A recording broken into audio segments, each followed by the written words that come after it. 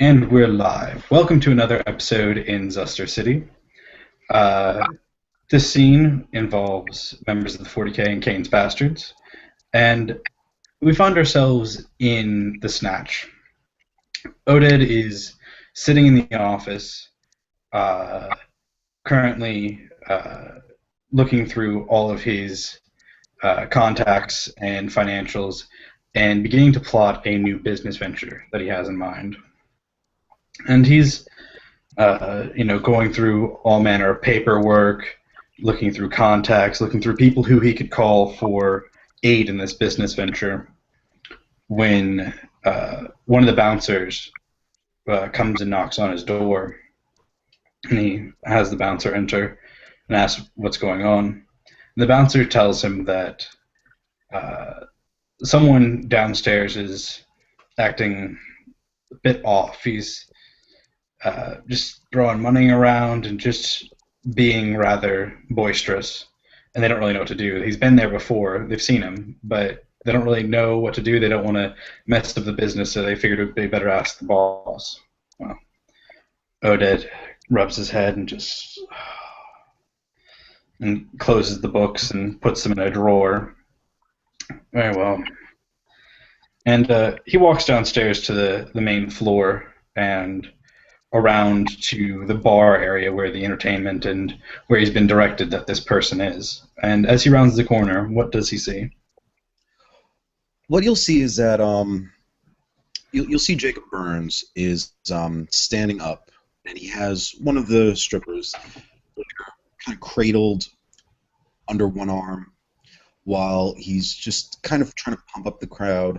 He's yelling, not quite in an angry manner, but trying to speak over the music, telling one of the girls on stage, "Yeah, take it off, baby." You'll see that he'll just take a lot of cash from his pocket, and he's just going to throw it right at one of the girls' faces. And you'll see that it might just hit her, kind of just making her stumble for a second before it all rains down in slow, shower of dollar bills. Ah, Jacob. It's good to see that money is not a resource that you're struggling with. Oh, Oded, brother. Good to see you. Jacob let the other girl down. Perhaps she might walk away quickly from him. It's good to see you. Thank you, thank you. Sorry, I did not mean to make myself a nuisance. You know, as many times as I've been here, I've never actually taken the time to enjoy the show. Oh, please do. I mean, that's what it's all here for. You're not being a nuisance. The bouncers were just curious as what to do with someone as lavishly throwing money around as yourself. So, as a courtesy, they thought the boss should meet them. Hmm. Well, then they are doing their job, and you have trained them well. Thank you. Shall we go to the VIP room where you can partake of further delights if you so choose? Please, please. I would love to join you in the VIP room. Lead the way. Very well. Oda walks to the back and past one of the bouncers and opens up the door into a more lavishly decorated area. It's strewn with bottles of beer and money and all various and sundry things that have been used over the past week. It seems like no one's been cleaning recently. Excuse the mess, but I believe I think maybe David was using this a few nights ago. Left a bit of a mess. Please. Ah, no worries, no worries. I know how it can be hard to keep a haven of sorts tidy. Yes, yes, I do understand. Would you like a drink? We have both some that the others prefer and some to our own taste also. Hmm. I'll take one mint for our kind. Hmm. Very well. Oda kind of gestures the bouncers to leave, and as well as any dancers that followed them in. And he goes to the back and opens up a mini fridge with what appears to be a bottle of whiskey infused with blood. and pours two glasses and hands one to Jacob. Jacob will take the glass, raise it up. Thank you, kind sir. Anytime. So, there are matters, actually, I'd like to speak to you about. I've been trying to get in touch with you via my phone, but it just keeps ringing. Yes. I went for a swim the other night.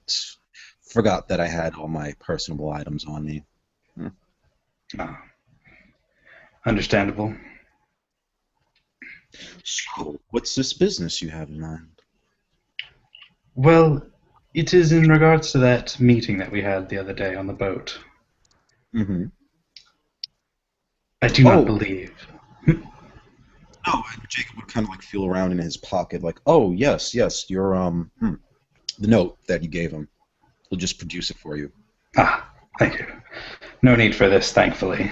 Though what I what I speak of tonight does pertain to this message. And it just kind of tosses it all over the fridge. I I do not believe James Graham has the best intentions for either of us in mind, or even in the slightest. Hmm.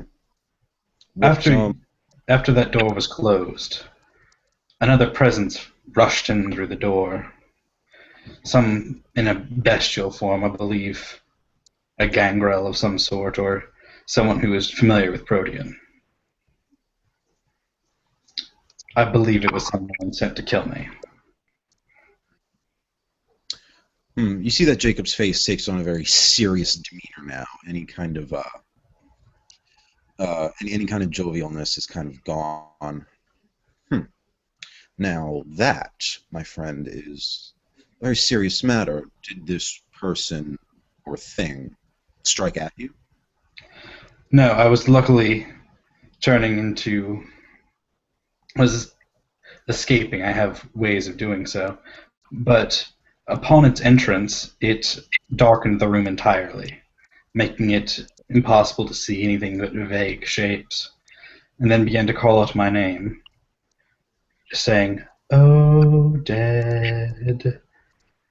And when I replied the first time, I said yes to, you know, get some response from it further than just calling out my name. It just continued. I believe it was waiting for me to somehow reveal my location further. Hmm. And I departed shortly thereafter before I could reveal my position or possibly be discovered. But I believe he was sent to kill me. Hmm. When you say that the room darkened, do you mean like this? Spending a blood point, Jacob's going to just use shadow play in the room so that you could see, so that he can, make an example of how the shadows darkened in smoke. Something like this, you mean? And it kind of looks around. Possibly, he might have. It might have masked the rush of animals. We were talking hordes of animals came in, and he may have used something similar to this, or maybe the animals somehow blotted the light. I'm unsure about that. It all happened so very quickly. But Lord Nassim, that is something I find very unsettling. Two things. One, if Lord Graham is, as you may suspect, behind this, well, that would cause a great upset in what tenuous alliances we have. And two, if he's not behind it, that would imply that someone has breached the security of our dear Archbishop's haven. well, I believe he is behind it. If this person was indeed sent to kill me, which the chances are very slim otherwise, no one of notable repute enters a room or tries to introduce themselves in such a manner. Not even Her Excellency Archbishop Kim. And she has a most terrifying way of introduction. But even she is more cordial. And if you recall, when you were ushered out of the room, James Graham was saying something about someone wanting to meet me. Someone was very anxious to meet me, and then quickly ushered you out of the room prior to Ah, me giving you this note, if you recall. yes, that's correct. Huh. Well, this is something that perhaps, well, I don't know how you want to play it out, but I wouldn't be. If I were you, I might have a word with the Archbishop herself about that. I intend to, but the Archbishop can only go on so much uh, evidence of just word. Without viable proof, she is unlikely to begin true drastic actions to deal with such issues. Perhaps not, but perhaps she would be interested in asking Lord Graham as to why a guest who may or may not have been invited, with her permission, aboard her ship, and who they were and what business they had with you. I agree. Hmm. Something worth looking into. Indeed. But this does highlight the fact that if this was indeed an assassination attempt, it most likely won't be the last, and you could also be a target due to you also being a Ductus and a possible rival to James Graham. Hmm. Oh, I would hate to think such a thing That's what after I. after so much bad blood that has been shed, and yet attempts to unify on different packs. This would not sit well with me. It doesn't sit well with me either, which is why I suggest, though, that instead of direct retaliation for what could be possibly not an assassination attempt, I believe setting up a sort of mutual defense system might be beneficial, where in the event that you are attacked, you're more than readily available to call on my pack and our resources, and the same to the other way. You could use our docks, obviously, as escape routes, and thus heighten the chances of our individual survivals and that of our packs. I do like that idea. There are resources I have to bring to the table in exchange. That would be good. We have control of various criminal syndicates, and all of their safe houses could also be to your advantage, as well as the firepower and the manpower. Hmm. I also have a small biker gang that I've been nurturing for a while.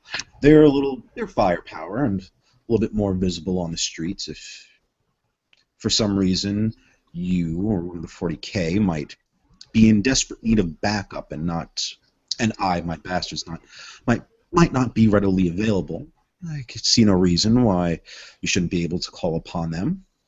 If they can't help you out in the firefight, they can really at least assist you in an escape. That would be most appreciated. This way we can ensure that all of our members are safe. Mm, yes. There is also another project that I've been working on, and I've always been hoping to expand it. Well, me and my pack, we've established a theater of sorts, a multicultural, multi-arts type of theater, the kind that caters to the moviegoers, the play enthusiasts. We even have a burlesque underneath its roof. It can provide a creative new revenue stream. It's an idea I've passed off to David many of times. I recall that he is something of an actor. Is that correct? Actor, musician, various other sorts of entertainment, I believe. He comes in and out, so I believe he's marginally successful. Ah, well, it would be an honor to have him, and I would allow him to use the theater to house any of his plays or musical events he wishes to house. The house can clean up in just the ticket sales, and we would share the profits with him. That could be most lucrative for both of us.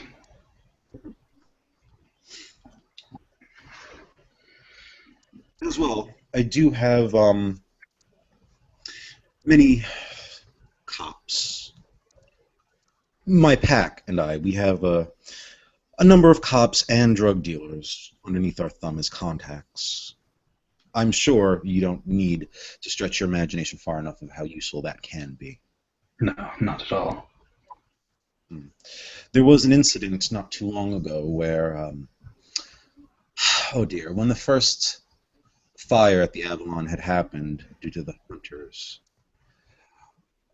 some of ISIS's wares were lost to it, and unfortunately some were lost but not completely lost. She had quite a sum of money that the cop was able to trace back to a robbery. But no need to worry, I'm just exemplifying what could have been done. I had the cop put the matter away. Ah, splendid. Thank you very much. I was unaware of the possibility of being caught, so I greatly appreciate the efforts you put into making sure that that didn't cause a problem. Oh, no worries. That cop was tortured within an inch of his life and sent home. Hmm. Splendid. Well, I can't have the people that work under me thinking they can blackmail me. That's just a reverse of the natural order. True. When these humans believe that they can force us to do their will, that is a sad day. Indeed.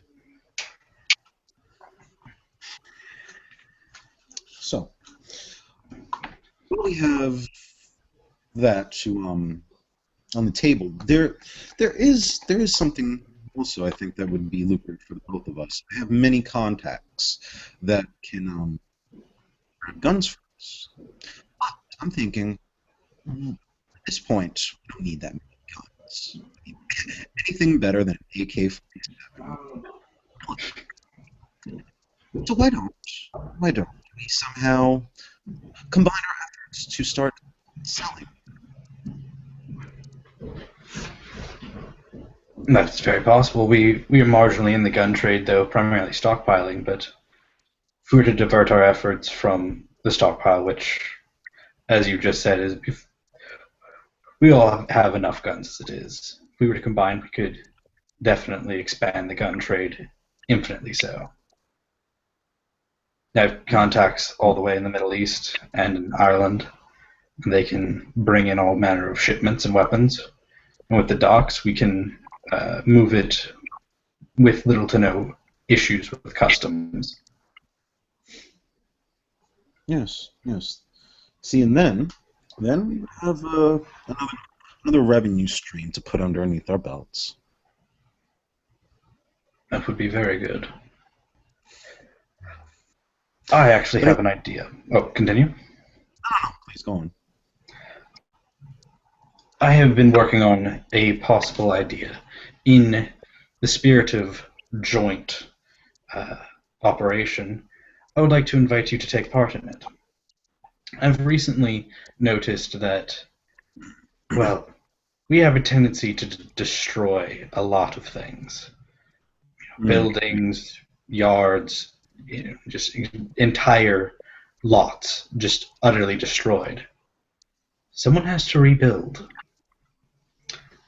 I suggest we get into the construction business and expand to become the only construction business in the city.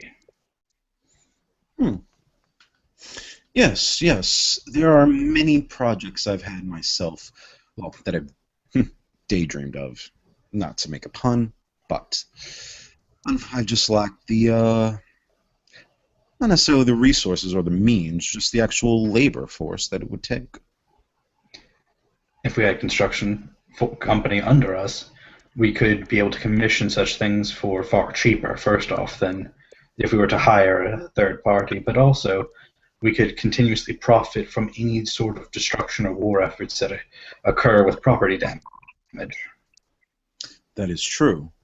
Now, would you want to start small, where we nurture this company, or go big and take a linchpin or two, say the owners and business partners?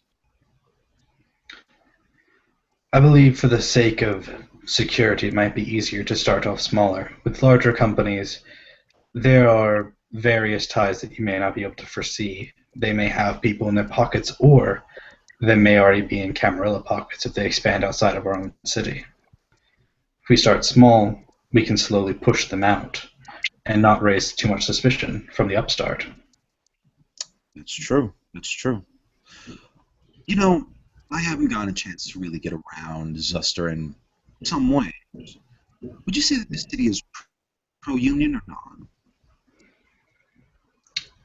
I would say most likely non, though admittedly, most of my dealings consist of criminals, and then the criminals do all the other work for me. For example, when it comes to dock workers, I leave the management of them primarily to triad soldiers and Irish mobsters, and they defer to me, but for the most part, they deal with them. But I would wager not. Well, no, that's good then. Then that would fit within the framework of our plan here. Unions, while they are far more lucrative and bring much more money, again, yes, they have several ties. Some that extend into the federal government. A non-union start, can be a little, but much more manageable. Correct. I believe that starting smaller, first, we also have that advantage of people don't necessarily look too in-depthly at what happens.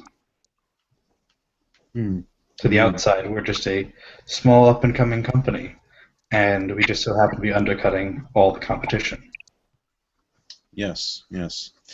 Well, I believe that to move on this, we need just three things, at least to start. One, to make it legitimate, and this is supposing that we don't take a pre-existing company. Even if, well, you know what? Even if we do, it's something that we need to consider.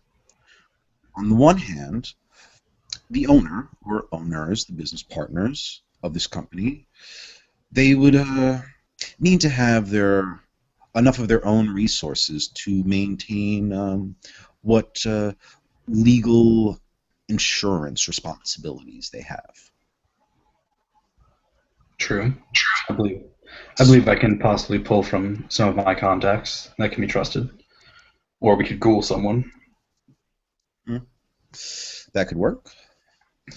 Then there is the matter of the equipment. Luckily, though the equipment may be a little expensive, they're, it's a stable number. Hell, we can even probably find things that fall off the back of a truck. No one's really going to look into, say, a cement mixer that goes missing. Correct. They're not as traceable as, say, guns.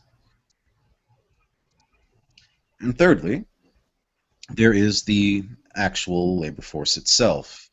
Now, this is where we would make we can manage our profit margins. The better they are paid, surely, the better they work. However, that means less money in our pockets. However, if our aim is to get money from the people that are paying us for the contracts, then that would mean if we do better work, build things faster, correctly, they would become repeat customers. However, on the other hand, such a skill for such work does demand a higher pay. However, if we're going to start small, Think about taking those with some of the trade and educating them ourselves for a much cheaper price. I believe that is the better option. That way we can also breed in that sense that they have what they have now because of us. It creates a sense of loyalty. Not that they necessarily die for us, but they would be more willing to continue to work for us and possibly rebuke bribery from others or offers from others Mm. if we cultivated them and made them something valuable. Indeed, indeed. There is a church that is under my thumb of sorts. I could look there and ask the local priests to put the word out that there are some handymen, carpenters, masons, all of the sorts that are in need of work. Possibly, I will have. That would be good. I can also reach out to anyone on the docks for something of a possible promotion.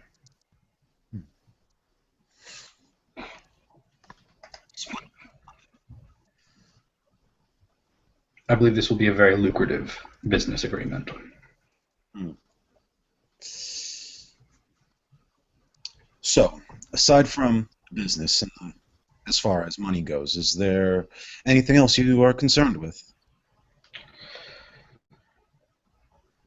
Well, in the spirit of getting to know one another,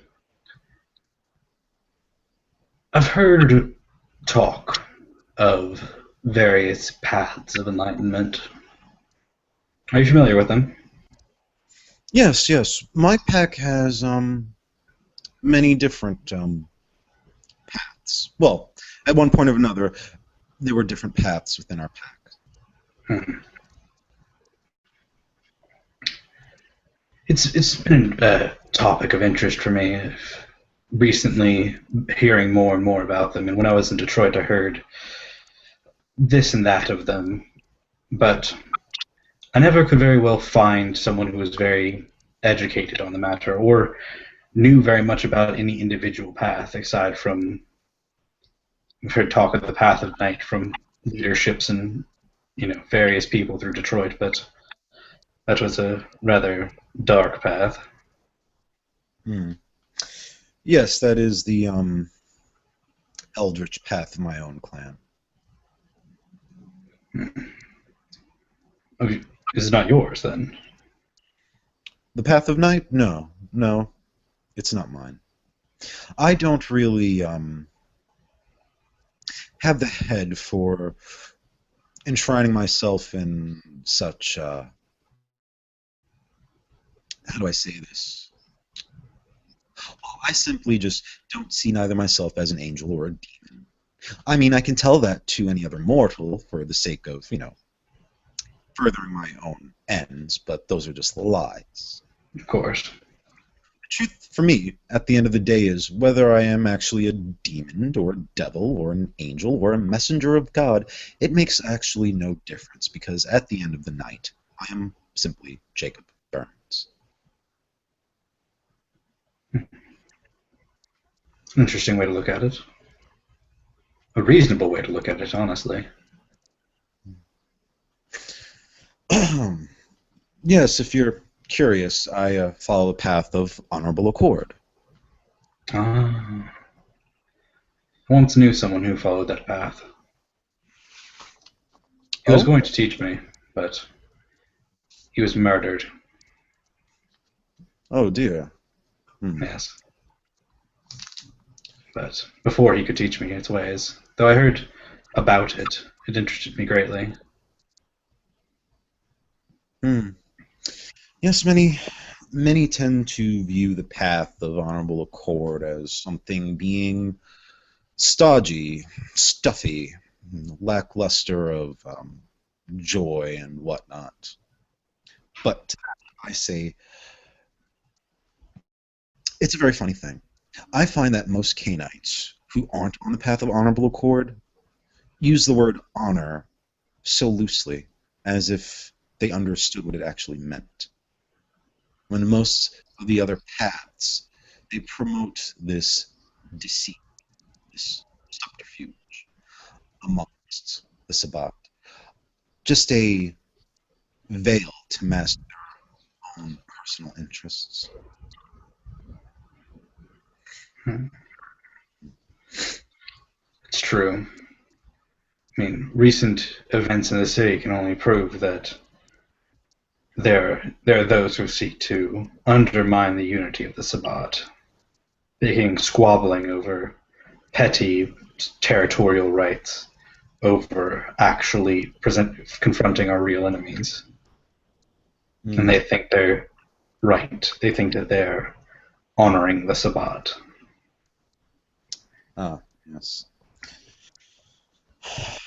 I think they have the saying, an army of one. I think they have it confused. Because if we were to let most of the other paths gain enough headway, yes, this army that we call the Sabbat would consist of only one.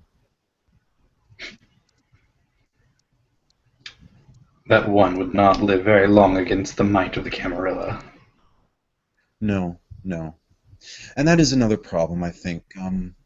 Most non-knights face.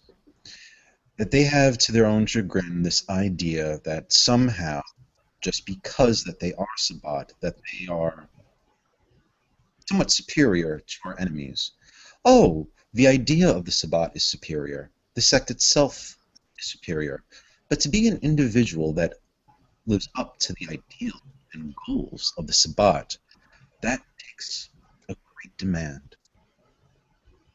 People I should not, agree. yes, people should not fool themselves lest they harm themselves. It would be foolhardy to think that the Camarilla could be so easily swept away, for if they were, why haven't we done it by now?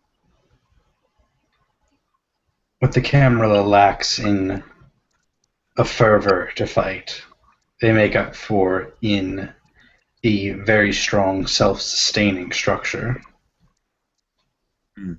They have a sense of forced unity that the Sabbat can some days have, but other days get caught up in who's right and who's wrong. Mm. In Detroit, Yes. I saw it. The Camarilla can marshal their troops in one direction, and that's it, though. And they're effective enough. Whereas the Sabbat will squabble over who's to lead, who's to do what. It's a problem when some doctrines promote deceit and disloyalty to supposed ally. Indeed. I was saying this to a Canaanite earlier tonight. What the Sabbat should be is something akin to a Roman legion. Disciplined, ordered, true army, instead of a roving band of raiders and barbarians. I agree. The and yet we allow that idea of us to be roving barbarians to be promoted. That is what our adversaries see us as is savages who cut each other's throats, who charge mindlessly at the enemy lines. But you're right, we should instead be a marshaled force. We should be a Roman legion. Hmm. Well, I have to say, that is why, as of recently, I'm somewhat enjoying my new status. I never wanted to be a ductus, but the burden of time and the cases at hand have forced me here. But at least now I have enough breathing room to shape the Sabbat, those members who make up my pack, in the form that I believe would be right for the Sabbat. It is a good plan. I may need to implement it among my own now that we have so many new members and so many old ones gone. Hmm. Speaking of which, have you seen or heard from Father Kruger lately? He's not with us anymore. Oh dear. Hmm. That that fire. You'll see that Jacob actually will take a seat at that. Um, hmm. Father Kruger was one of the first Canaanites I met in this city. We've always maintained a strong friendship. And Jacob will raise his glass and just say, to Father. To Kruger. He had my back during the siege of Zuster. It is a shame that he's not with us anymore. He'll be greatly missed. Has anyone from your team investigated the fire? No, I only recently heard about it. Some of our men came by after they did a drive-by on it to check it out because we hadn't heard anything. And they said the fire consumed everything. There was little more than rubble and ash. So, and then I had that meeting the other night, which admittedly had me on edge. I was not about to go investigate when a possible assassin was still dogging me that very night. Understandable. Understandable. But I'll have someone dispatched soon. I plan on checking it out myself, at least to honor it. Well, let me know if the police have taken any evidence. Let me know. I'll see if I could work my channels to get access to their evidence locker. Thank you. That would be greatly appreciated. You're welcome. But I think that I've strayed off the topic. Forgive me for that. Oh, no worries. So when it comes to Path of Honorable Accord, I say this. The Sabbat does need its knights. Whether they admire us, talk behind our backs, ultimately, brother, anyone else on any other path is ultimately beneath us. That is not to say that they don't have a place in the Sabbat. It's just, maybe this is more of a personal matter. As far as I'm concerned, unless you're a knight, your word truly means nothing to me. And that's not you personally. No, I understand it was the general you, not the direct you.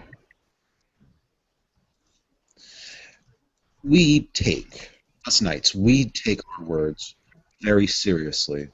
How many other Canaanites say that? How many will say that and truly not mean it? To be a knight is to take on the greatest hardship. It is to say that you will put others, members that are on your path, potential rivals, that you will give them just as much respect, just as much courtesy, just as much of a chance as anyone else, even a fellow knight. Because, and this is the unique thing about the path of Honorable Accord, I find, we're the only path that respects the existence of every other path. What is more Sabbat than that? It's a valid point. The Sabbat is about that freedom of choice, and not necessarily do the other paths appreciate the existence of other paths. Indeed. Indeed. And when we give our words, that is the first founding tenet of being a knight. You give your word, you stick by it. Of course, a smart canine will learn in time that not everybody deserves your word. Not everybody should receive it, but that is left up to an individual basis. However, when you do, you should stand for something. A knight's word is as good as money in my eyes. Sounds very noble, very ideal. Yes, noble and ideal. Because when Cain returned, when that final city comes to rise, who should be there by Cain's side? A loyal, disciplined army. I agree. I very much agree. I agree wholeheartedly. Is it possible to teach more of this path, the finer details, the minute little things and quirks, all of it? No, of course, of course. But you might be surprised that there aren't so many minute details, which is the thing that kind of makes the path somewhat difficult. You see, as I said, the first tenet is honoring your word, honoring your agreements, keeping them, even when you might find that it is not in your best interest. Because a shining example that we must set for our brothers and sisters is a bird. It's a great burden, but it does have its reward. I mean, look at me. Nobody's. I don't think much people suspected that I would have survived so many nights when I first arrived here. But despite what they may say about me behind my back, Jacob Burns gives his word. They can count on it. It's very true. But further along the path, and this is somewhat the tricky part. This might be the one small, minute detail. As you progress, you learn how to follow at first, but at some point you learn how to lead. That is much on the higher end of the path. Whether you have a title to confer that leadership or not, you become a defender of the code and the ideals of the Sabbat. Those who are unworthy, who are unhonorable, should be dispatched as quickly as possible.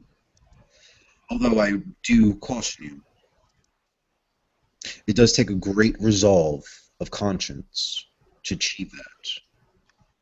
Say, I don't know, you have yourself your own liege, a Canaanite to whom you swore an allegiance to. And then one night you find out that they have been a traitor. It's not an easy thing to cut down such a person, a friend, to break such a promise. But if you have followed the path, you have stuck to it and trust in its tenets, it will resolve the issue for you. Because no matter whom you've given your word to, should they not be honorable for whatever path they follow and whatever actions they take themselves, well, they don't deserve to be honored by you.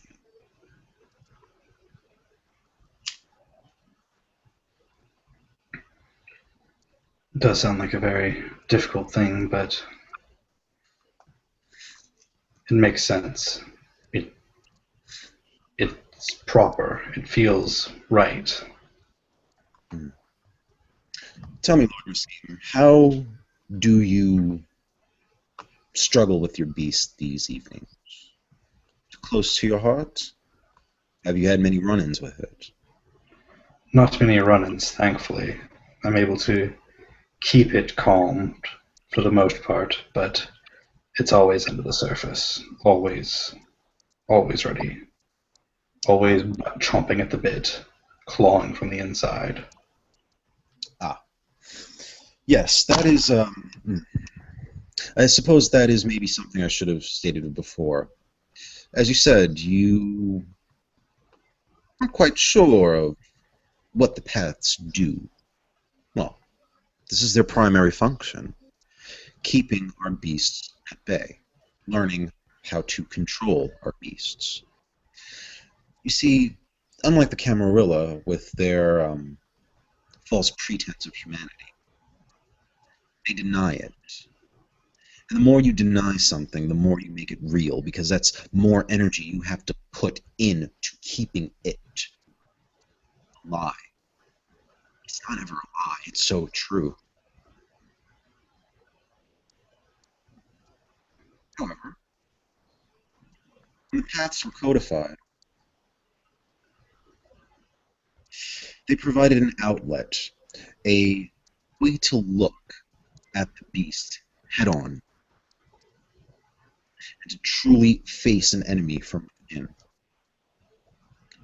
As far as the Catholic Honorable Accord goes, it's actually simple in this regard. You do your duty, you swear your allegiance to the Sabbat and every tenet it holds. And if you do your duty well, you'll never have to face the beast. It's I suppose. Have you ever heard what the motto is of Arthur's Knights of the Round Table? Vaguely, though. In Israel, we didn't have too many stories of it. It's rather simple. It goes, in serving each other, we are free. To me, I think that's the best summation of the Path of Honorable Accord I can give you.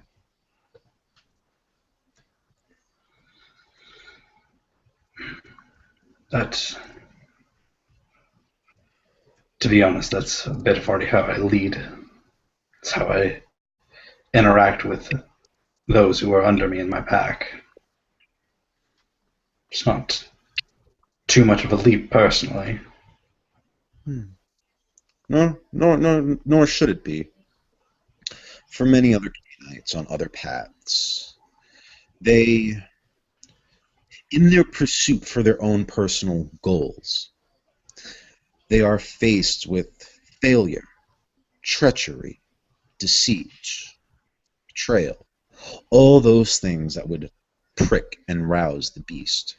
But if a Canaanite gives up such personal concerns and does what is required of them, of station, of genealogy, perhaps, or whatever code that they find themselves swearing to when they join a pack, lose yourself in the good work, and the Lord will be blessed. The Lord will bless that follower.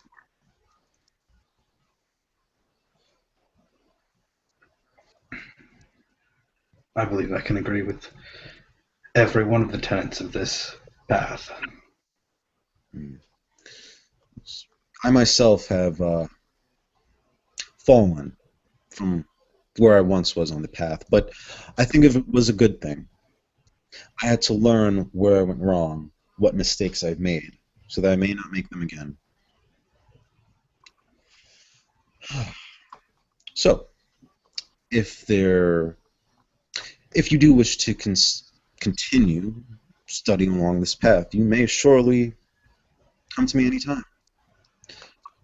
I always find that every knight should have a copy of the code with them, and I can have one drawn up for you. That would be most appreciated. I would very much like to study this path further, walk it, and adhere to it, to control the beast and to control everything about it. To have that inner security. You know, it wasn't too long ago that ISIS came to me and sought tutelage on the path itself. I hope recent events have not forced her away from the path. You should speak with her as well. At least in this way, you have someone close at hand to discuss and examine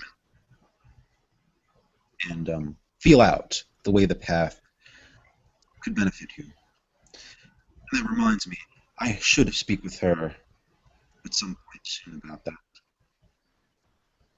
She is around. I believe she's might be using one of our auxiliary havens to rest and recoup from the mental anguish of her ordeal. Mm. But most nights she can be found around here.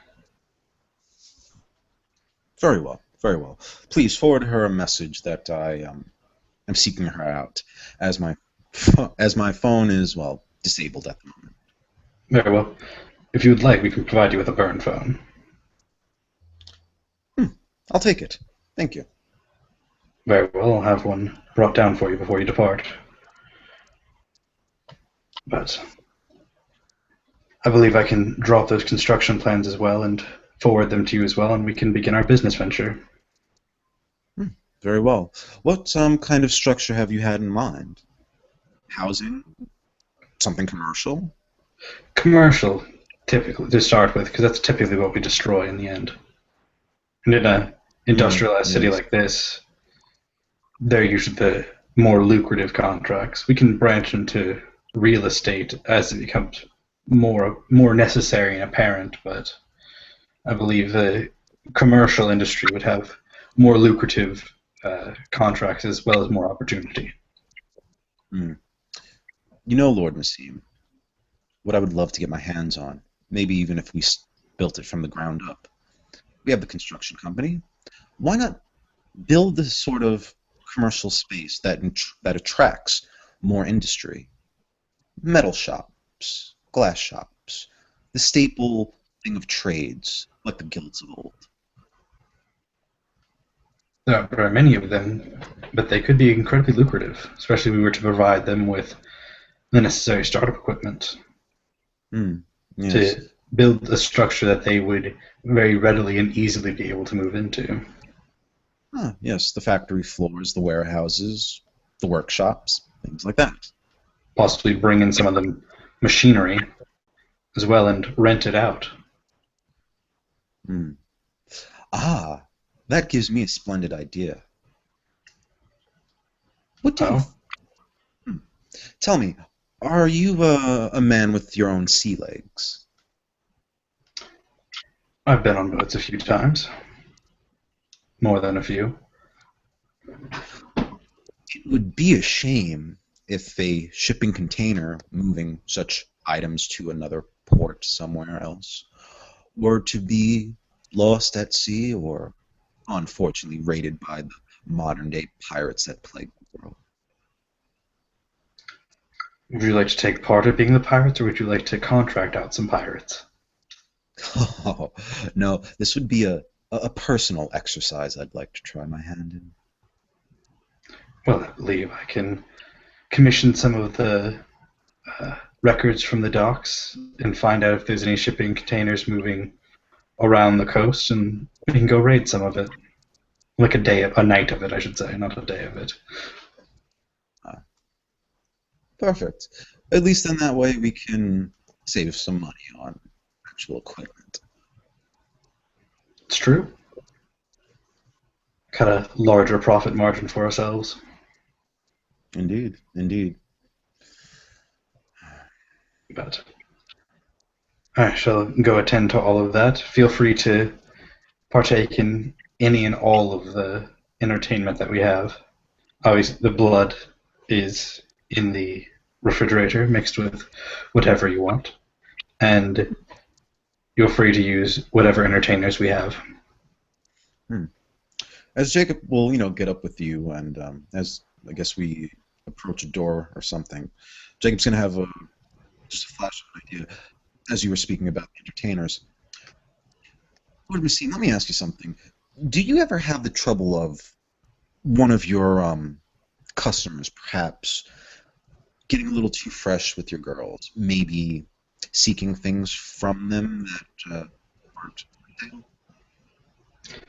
Every now and then, but we usually toss them out quite readily. Hmm. Jacob's gonna give you a blank business card. He's gonna write down an address on there.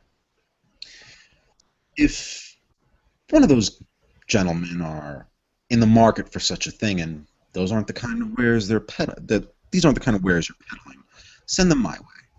I think I can take care of them for you, and I'll make sure to make them a recurring customer. Of course, better behave. I believe that I can send quite a large amount of business towards your way. Thank you. Thank you. And have you ever thought about perhaps getting in the business of owning your own brewery? As a man that has his own bar, I would think it would be novel and financially sound if perhaps we had our own brewery. I hadn't thought of it before, but it could be profitable if we can get the necessary space and resources. Stock your own bar with your own beer. It's not a bad plan. Who better to sell to yourself to than yourself? There you go. Well, let me know when you need my assistance to make a move on any of these things, and I will do what I can from my end until then. Very well. And remember, if you need any aid with any adversary, do not hesitate to call. We will promptly fight at your side. And the same goes for the 40K. Thank you. Jake will shake Oded's hand, and he'll just tip his hat, and he'll make his way out. Oded will toss him a burner phone from his coat pocket. Don't forget that. Ah, thank you. Much appreciated. And unless there's anything else, I believe we'll just call a scene there. Yeah, I think that's good.